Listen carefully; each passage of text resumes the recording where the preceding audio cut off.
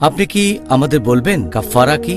এছাড়াও আপনি কি আমাদের দর্শকদের এটা বলবেন যে সে কি ক্ষতিপূরণ দেবে যে স্ত্রীর সাথে সহবাস করেছে এই পবিত্র রমজান মাসে রোজা অবস্থায়?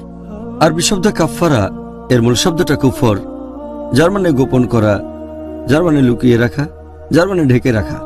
আর রোজা প্রসঙ্গে বললে একটা রোজার কাফারা দেয়া হয় যদি কেউ ইচ্ছাকৃতভাবে রোজা ভেঙে ফেলে সহবাস করার মাধ্যমে। যদি কেউ সহবাস করে তার স্ত্রীর সাথে রোজা অবস্থায় যখন ফরজ রোজা পালন করছিল, তার মানে রমজান মাসের রোজা, তখন কাফারা দিতে হবে। এখন কাফারা কি হবে সেটার ব্যাপারে বললে এটা পরিষ্কারভাবে বলা হয়েছে, আছে সহিহ বুখারীতে খণ্ড নম্বর 3 বুক অব ফাস্টিং হাদিস নম্বর 1936। একবার এক লোক নবী সাল্লাল্লাহু আলাইহি ওয়াসাল্লামের কাছে এসে তাকে বলল, হে আল্লাহর রসুল, আমি একেবারে ধ্বংস হয়ে গেছি। নবী জিজ্ঞেস করলেন, কি হয়েছে?